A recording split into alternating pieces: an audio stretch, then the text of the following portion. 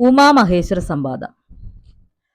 പരമശിവൻ ദേവിയോട് രാമകഥ ചുരുക്കി പറയുന്ന ഭാഗമാണ് ഉമാമഹേശ്വര സംവാദം.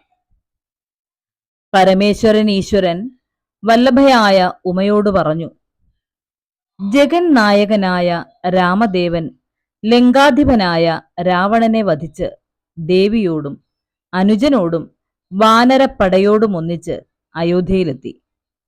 രാമനെ എല്ലാവരും കൂടി രാജാവായി അഭിഷേകം ചെയ്തു. അവർ സന്തോഷത്തോടെ ഇരിക്കുമ്പോൾ വാനര നായകനായ ഹനുമാൻ അവരുടെ മുമ്പിൽ നമ്രശിരസ്കനായി കൈകൂപ്പി നിൽക്കുന്നത് കണ്ട് രാമദേവൻ ദേവിയോട് പറഞ്ഞു, സുന്ദരി, നീ ഹനുമാനെ കണ്ടില്ലേ? എന്നിലും നിന്നിലും സദാ വസിക്കുന്നവനാണ് ഹനുമാൻ. ഇവൻ നിർമ്മലനാണ്, ജ്ഞാനിയാണ്, നിത്യബ്രഹ്മചാരികളിൽ ഉത്തമനാണ്. അവന്റെ മനോരഥം സാധിപ്പിക്കണം. ബ്രഹ്മോപദേശത്തിന് അർഹനാണ്. ഹനുമാൻ മാരുതിക്ക് നമ്മോടുള്ള ഭക്തി നിസീമമാണ്.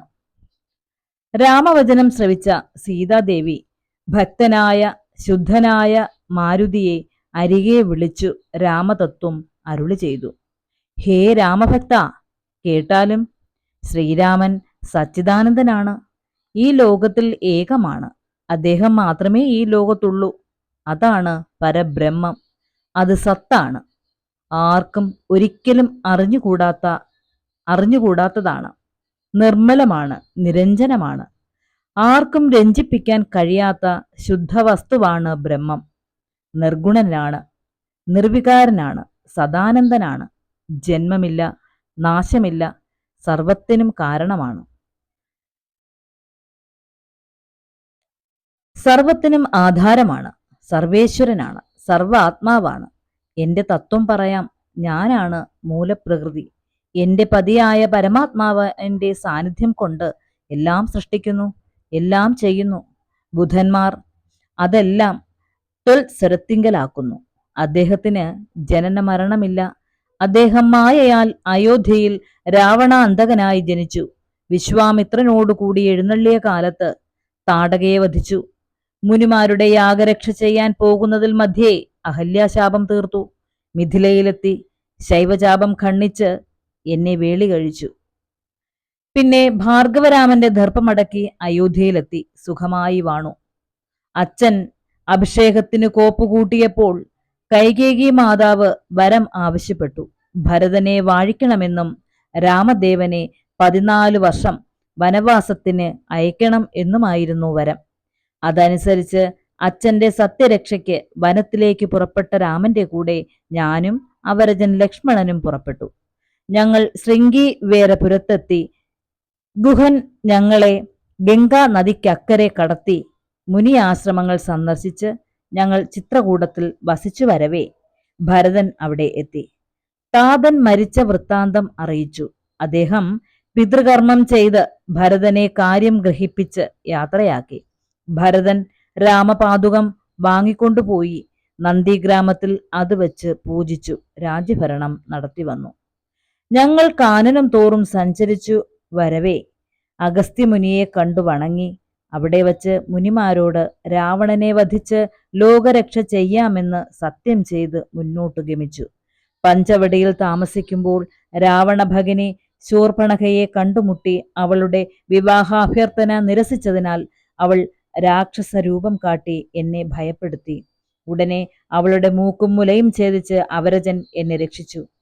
ഉടനെ തന്നെ ഖരഭൂഷണ തൃശിരാക്കൾ 14 സഹസ്രം പടയുമായി എത്തി. 3.25 നാഴിക കൊണ്ട് രാമദേവൻ അവരെ സംഹരിച്ചു. പിന്നെ ശൂർപ്പണഖയുടെ ചൊല്ലുകേട്ട് രാവണൻ കോപിച്ച് മാരീചനെ പൊന്മാനാക്കി അയച്ചു. മാരീചനെ കൊണ്ട് രാമൻ സദ്ഗതി കൊടുക്കുന്നതിൽ മധ്യേ രാവണൻ സീതയെ കട്ടുകൊണ്ടുപോയി ലങ്കയിൽ പാർപ്പിച്ചു.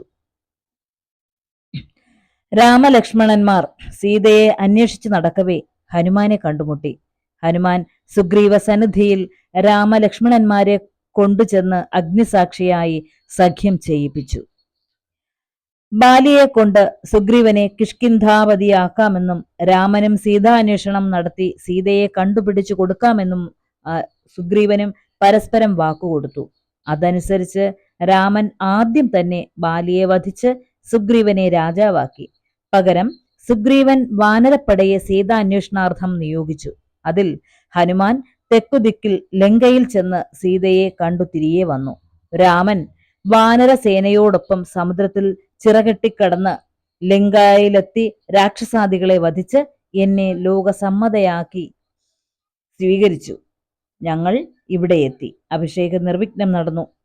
രാമൻ തന്റെ മായാദേവിയെ കൊണ്ടാണ് കർമ്മങ്ങൾ ചെയ്യിക്കുന്നത്. സീതാദേവി ഇതെല്ലാം ആഞ്ജനേയനോട് പറഞ്ഞപ്പോൾ രാമൻ പറഞ്ഞു, പരമാത്മാവാകുന്ന ബിംബത്തിൽ പ്രതിബിംബമാണ് ജീവാത്മാവ്. പരമാത്മാ നിശ്ചലമാണ്, നിർവികാരമാണ്. തത്വമസി വാക്യാർത്ഥം കൊണ്ട് ജ്ഞാനികൾ അറിയുന്ന ആചാര്യന്റെ കടാക്ഷം കൊണ്ട് ഭക്തന്മാരായുള്ളവർ ഇതറിയുമ്പോൾ മൽപദം പ്രാപിക്കുന്നു. ഭക്തിഹീനന് 100,000 ജന്മം കൊണ്ടും തത്വമറിയാൻ സാധിക്കുന്നില്ല. അവർക്ക് കൈവല്യം കിട്ടുന്നില്ല. എത്ര പാപം ചെയ്തവരായാലും ഭക്തിയോടുകൂടി രാമനാമം ജപിച്ചാൽ പാപം നശിക്കുന്നു. അവർ ദേവകളാൽ പോലും പൂജ്യരായി വരുന്നു. വിഷ്ണുപദലബ്ധി അവർക്കുണ്ടാകുന്നു. ശിവൻ രാമചരിതം ഇപ്രകാരം ചുരുക്കി പറഞ്ഞ് രാമതത്വം അറിയിച്ചപ്പോൾ ദേവി മഹേശ്വരി പ്രസന്ന ചിത്തയായി പറഞ്ഞു, നിർമ്മലമായ രാമചരിതം ചുരുക്കത്തിൽ പറഞ്ഞത് നന്നായി. എന്നാൽ എനിക്ക് അത് കേട്ട് തൃപ്തി വന്നില്ല. രാമരസായനം ചുരുക്കി പറഞ്ഞാൽ ശരിയാകില്ല. ചുരുക്കി പറയേണ്ട പലതുമുണ്ട്. പക്ഷേ രാമതത്വം വിശദമായി കേട്ടാലേ തൃപ്തിയുണ്ടാകാൻ വഴിയുള്ളൂ. അതിനാൽ അവിടുന്ന് കനിഞ്ഞ് ഈ രാമതത്വം രാമകഥാവിശദമായി അറിയിക്കണം. ദേവിയുടെ ഔത്സുഖ്യം കണ്ട പരമേശ്വരൻ പറഞ്ഞു, അധ്യാത്മരാമായണം എന്ന് ഇതിനുള്ള പേര് അർത്ഥവത്താണ്. ഈ കഥ അധ്യയനം ചെയ്യുന്നവർക്ക് അധ്യാത്മജ്ഞാനമുണ്ടാകും. സന്തതിയും ധനസമൃദ്ധിയും ഉണ്ടാകും. ദീർഘായുസ്സുണ്ടാകും. ഭക്തി വർദ്ധിക്കും. മുക്തിയും ലഭിക്കുന്നതാണ്. അതുകൊണ്ട് രഹസ്യമായ ഈ രാമതത്വം കഥ ഞാൻ ഭവതിക്ക് വേണ്ടി വിസ്തരിച്ചു പറയാം, കേട്ടുകൊള്ളുക. ഇപ്രകാരം പാർവതി ദേവിയുടെ ആഗ്രഹപ്രകാരം ദേവിക്ക് പരമേശ്വരൻ ഉപദേശിക്കുന്നതാണ് രാമായണ കഥ. ഉമാമഹേശ്വര സംവാദം എന്ന പേരിൽ അറിയപ്പെടുന്ന ഈ ഭാഗം മഹേശ്വരൻ വിസ്തരിച്ചു പറയുന്നു. ഹരി ഓം.